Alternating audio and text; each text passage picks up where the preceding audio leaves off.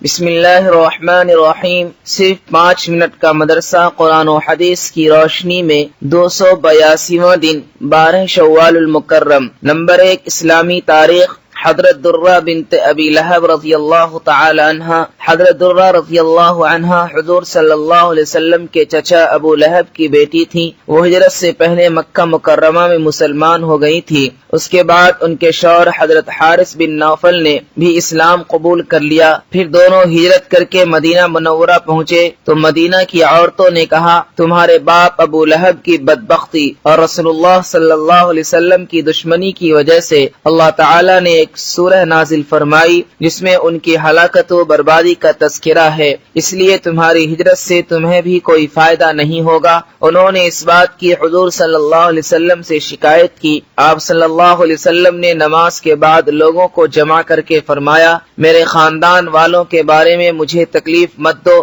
آپ صلی اللہ علیہ وسلم کے اس فرمان سے انہیں اپنی غلطی کا احساس ہوا۔ حضرت درہ رضی اللہ عنہ کی فضیلت کے لیے اتنا کافی ہے کہ حضور صلی اللہ علیہ وسلم نے ان سے فرمایا، جو تمہیں غصہ دلائے گا اللہ کو بھی ان پر غصہ آئے گا، میں تم سے ہوں اور تم مجھ سے ہو۔ حضرت درہ رضی اللہ عنہ کے والد ابو لہب کو حضور صلی اللہ علیہ وسلم کے سخت دشمن تھے، اس کے باوجود بغیر کسی پرواہ کیے انہوں نے اسلام قبول کر لیا۔ یہ ان کی رسول اللہ صلی اللہ علیہ وسلم سے سچی محبت کی علامت ہے۔ حضور صلی اللہ علیہ وسلم نے فتح مکہ کے بعد ان کے شوہر حضرت حارث رضی اللہ عنہ کو جدہ کا گورنر بنا دیا تھا۔ محدثین نے ان سے کچھ حدیثیں بھی بیان کی ہیں۔ حضرت عمر رضی اللہ عنہ کے زمانے خلافت میں سن 20 ہجری میں ان کی وفات ہوئی۔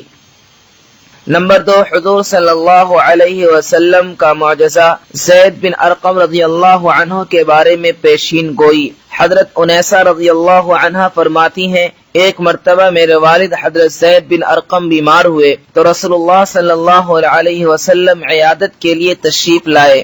آپ صلی اللہ علیہ وسلم نے فرمایا، یہ بیماری تو اتنی زیادہ خطرناک نہیں، اس لیے کوئی حرج نہیں، لیکن میری وفات کے بعد آپ کی بینائی چلی جائے گی اور آپ کی عمر بھی زیادہ ہوگی، اس وقت آپ کیا کریں گے؟ تو حضرت زید رضی اللہ عنہ نے فرمایا، تب تو میں ثواب کی امید رکھوں گا اور صبر کروں گا۔ حضور صلی اللہ علیہ وسلم نے فرمایا، تم بغیر حساب کی جنت میں داخل ہوگے۔ چنانچہ آپ صلی اللہ علیہ وسلم کے فرمان کے مطابق آپ صلی اللہ علیہ وسلم کی وفات کے بعد حضرت زید رضی اللہ عنہ کی آنکھ سے روشنی ختم ہو گئی۔ پھر کچھ مدت بعد اللہ نے ان کی بینائی واپس کر دی اور پھر وفات پائی۔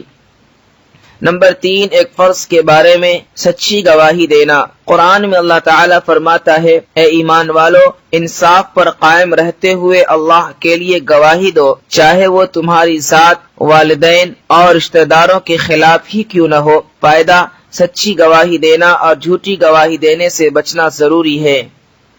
نمبر 4 ایک سنت کے بارے میں دشمن سے بچنے کی دعا۔ رسول اللہ صلی اللہ علیہ وسلم جب کسی قوم سے خوف یا ڈر محسوس کرتے تو یہ دعا پڑھتے، اللہم انا نجعلک فی نحورہم ونعوذ بک من شرورہم۔ ترجمہ، اے اللہ، ہم تجھ کو ان دشمنوں کے مقابلے میں پیش کرتے ہیں اور ان کے شر سے پناہ چاہتے ہیں۔ نمبر 5 ایک اہم عمل کی فضیلت، تقوی اور حسن اخلاق کا درجہ۔ رسول اللہ صلی اللہ علیہ وسلم سے پوچھا گیا کہ کس عمل سے اکثر لوگ جنت میں جائیں گے تو رسول اللہ صلی اللہ علیہ وسلم نے فرمایا، تقوی اور اچھے اخلاق کی وجہ سے۔ نمبر 6 ایک گناہ کے بارے میں اللہ اور رسول کی نافرمانی کرنا۔ قرآن میں اللہ تعالیٰ فرماتا ہے، جو شخص اللہ اور اس کے رسول کا کہنا نہ مانے وہ کھلی ہوئی گمراہی میں ہے۔ نمبر 7 دنیا کے بارے میں سواری کے جانور۔ قرآن میں اللہ تعالیٰ فرماتا ہے، اسی نے یعنی اللہ تعالیٰ نے گھوڑے، خچر اور گدھے بھی پیدا کیے تاکہ تم ان پر سوار ہو کر زیب و زینت حاصل کرو، اور آئندہ بھی ایسی چیزیں پیدا کر دے گا جن کو تم ابھی نہیں جانتے۔